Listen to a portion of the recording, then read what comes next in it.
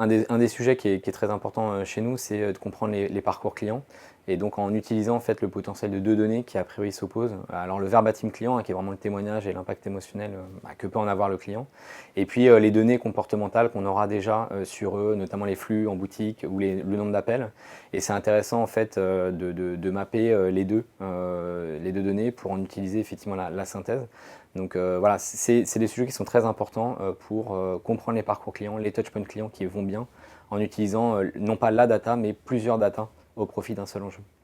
En fait, le sujet du parcours client et notamment drivé par la data, c'est un sujet qui est en train d'émerger. D'ailleurs, les Américains ont créé la notion de Customer Journey Analytics pour l'analyser. Et à partir en fait des différents touchpoints de l'entreprise avec ses clients, on peut analyser et reconstituer le parcours client et trouver éventuellement des pain points, par exemple. On a fait le cas avec la Maïf et on a pu découvrir que le soi-disant parcours full web de souscription d'une assurance auto, en fait, passait par le call center parce que les gens avaient besoin de se réassurer sur la signification de certaines clauses. Donc, en fait, le parcours idéal que les marketeurs définissent n'est souvent pas respecté par le vrai consommateur.